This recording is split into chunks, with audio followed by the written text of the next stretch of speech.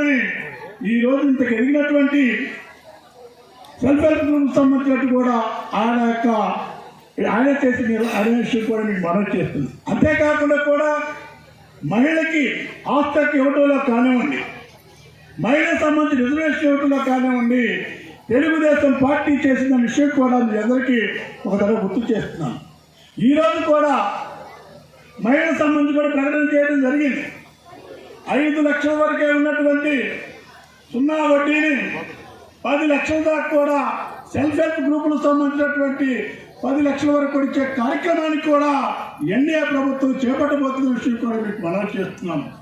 ఈ రాష్ట్రానికి జీవనాడైనటువంటి పోలవరం ప్రాజెక్టు సంబంధించి, ఎందుకంటే పోలవరం ప్రాజెక్టు కనుక నిర్మాణం జరిగితే ఈ యొక్క ఆంధ్రప్రదేశ్ సంబంధించిన అన్ని విధాలుగా నీరందించాలని ఆలోచించాలని కూడా పోలవరం ప్రాజెక్టు సంబంధించి కొన్ని సంవత్సరాల పని నుండి కూడా పెండింగ్ ఉన్న దాన్ని దాదాపుగా 2,500 సంబంధించినటువంటి నిధుల నుంచి 12,500 సంబంధించి నిధులు తీసుకొచ్చే కార్యక్రమాన్ని కూడా చేపట్టడం జరిగింది.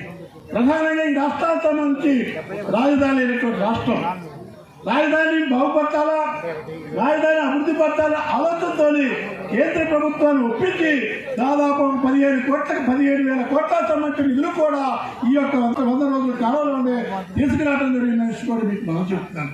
ఈ విధంగా చెప్పుకుంటూ పోతే అనేకమైన కార్యక్రమాలు చేయటం జరిగింది. ఈరోజు మనం చూసాం, నిన్న మనం జరిగినటువంటి ప్రకృతి వైపరీత్యాల మూలంగా వచ్చిన వరదల్లో ఇందా పెద్ద మిత్రులు చెప్పారు కూడా, పెద్ద వయసు అయినప్పుడు కూడా ఆయన యొక్క పట్టుదలకి, ఆయన యొక్క కృషికి, ప్రజల పట్ల ఆయనకున్న నిబద్ధతకి ఈ రాష్ట్ర ప్రజానీకం మొత్తం కూడా నమస్కారం చేయాల్సిన అవసరం ఉంది. మీరు నాయకులందరూ కూడా ఒకసారి చూసుకోవాలి, అది రిపీట్ కాకుండా చూసుకోవాలి. ఆర్గనైజ్ చేసే ప్రతి కార్యక్రమం మనకి 5 సంవత్సరాలు చేయాలి.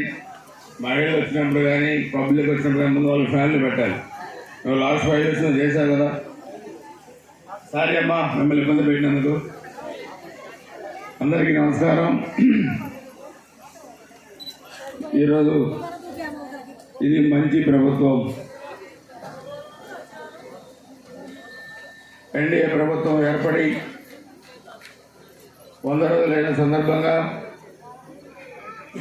ఈరోజు రాష్ట్ర వ్యాప్తంగా కూడా అన్ని గ్రామాల్లో కూడా ఈ కార్యక్రమాలు నిర్వహించుకొని మున్సిపల్ పరిధిలో ఈ సదస్సులు కూడా మనం పెట్టుకుంటున్నాం.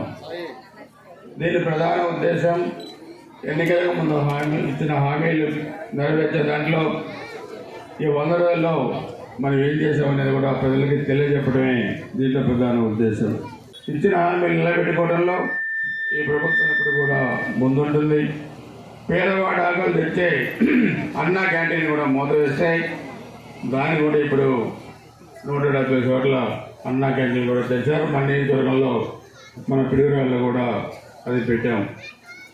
భూమి నీది, హక్కు నాది, భూమి నీది ఆక్రమించుకోవడం నా హక్కు అనే వైసీపీ నాయకుల తత్వానికి ల్యాండ్ టైటిల్ యాక్ట్ తెస్తే దాన్ని కూడా రద్దు చేసి భూమి ఎవరిదైతే యజమాని కూడా వాళ్ళే, మీకు హక్కు లేదని చెప్పి కూడా తొలి సంతకంతోనే ల్యాండ్ టైటిల్ యాక్ట్ రద్దు చేసింది మన ప్రభుత్వం అని చెప్పి కూడా మీ అందరూ కూడా తెలియజేస్తూ ఉన్నాం.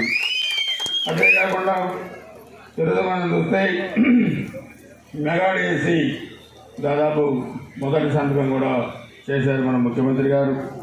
అదేవిధంగా ప్రతి నెల కూడా మరి 1వ తారీఖున జీతాలు ఇవ్వటం, ధాన్యం కొనుగోలు కానీ, పంచాయతీ సర్పంచుల్ని గతంలో 5 సంవత్సరాలు ఏ విధంగా ట్రీట్ చేశారో మీరు చూశారు.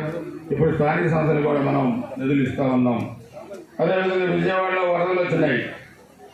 14 తుఫాను ఇస్తే వైజాగ్లో ఏం చేశారో మొన్న కూడా ముఖ్యమంత్రి గారు, ఉప ముఖ్యమంత్రి గారు ఆ వరదల్లో మరి 1 వారం రోజులు బస్సులోనే ఉండి 3-4 ఇంటి దాకా తెల్లవారు నాకు సహాయ చర్యలు చేపట్టి విజయవాడని వరద ముంపు నుంచి కాపాడారు.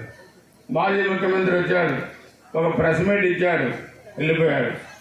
కనీసం ఒక 10 మందికి ఆకలి తీర్చడానికి అన్నం పెట్టారా వైసీపీ నాయకులు కానీ జగన్మోహన్ రెడ్డి గారు చెప్పి అడుగుతున్నారు.